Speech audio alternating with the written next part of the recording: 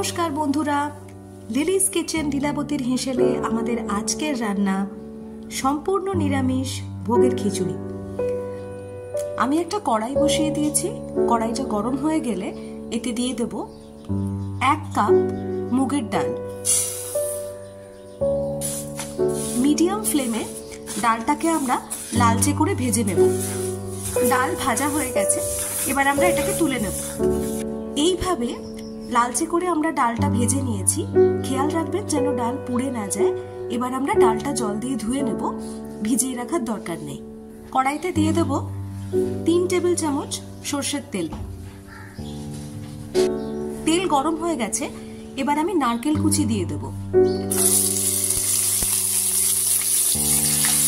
একটা ছোট নারকেলের অর্ধেকটা আমি এভাবে ছোট টুকরো করে কেটে নিয়েছি। এইভাবে লালচে করে নারকেলের টুকরোগুলো ভেজে নিয়েছি। কড়াইতে যে বাকি সর্ষের তেলটা আছে এতে দেব 1 টেবিল চামচ ঘি, 2টো তেজপাতা, 1টা শুকনো লঙ্কা,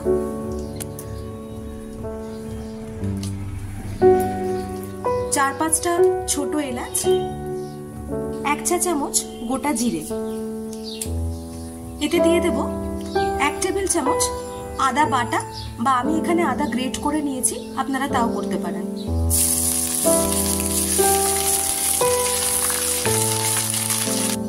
আদা বাটা একটু কষানো হয়ে গেছে, এবার আমি দিয়ে দেব 1 কাপ মাপের গোবিন্দভোগ চাল।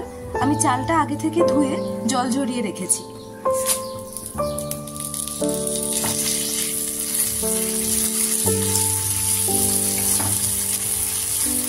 এক চা চামচ হলুদ গুঁড়ো,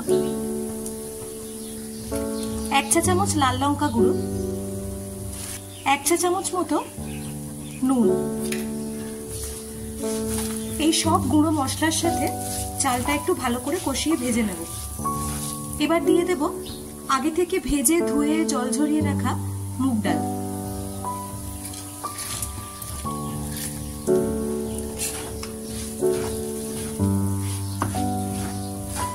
চাল আর ডাল মশলার সাথে আমরা ভালো করে ভেজে নিয়েছি। এবার আমি জল দিয়ে দেব। আমি এখানে 1 কাপ গোবিন্দভোগ চাল আর 1 কাপ মুগের ডাল ব্যবহার করেছি, তার জন্য আমি 2 লিটার জল ব্যবহার করছি। আর এই জলটা কিন্তু গরম জল হতে হবে।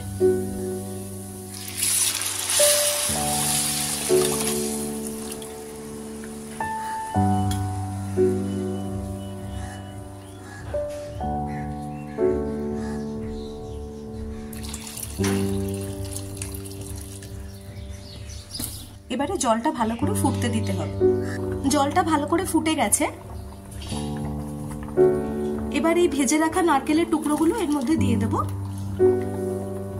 মিডিয়াম ফ্লেমে ঢাকনা বন্ধ করে আমরা খিচুড়িটা রান্না করব যতক্ষণ না চাল আর ডাল দুটোই সিদ্ধ হয়। মাঝে মধ্যে একটুখানি ঢাকনা খুলে চেক করে নিতে হবে যে পর্যাপ্ত পরিমাণে জল আছে কিনা।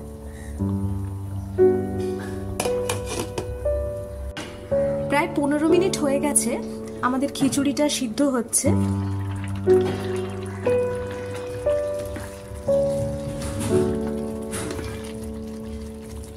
চাল আর ডাল প্রায় সিদ্ধ হয়ে এসেছে। এবার আমি দিয়ে দেব চিনি,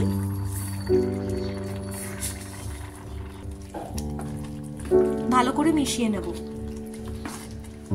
এবারে একদম লো ফ্লেমে ঢাকনা বন্ধ করে আর মিনিট 5 মতো আমরা খিচুড়িটা রান্না করব।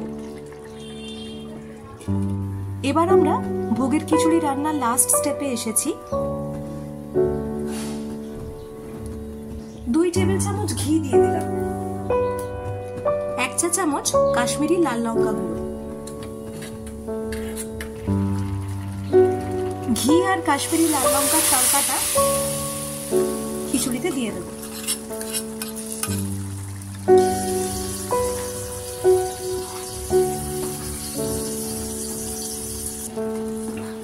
এই লাস্ট স্টেপটা একেবারেই স্কিপ করবেন না, এটা করলে খিচুড়িতে একটা দারুণ কালার আসবে।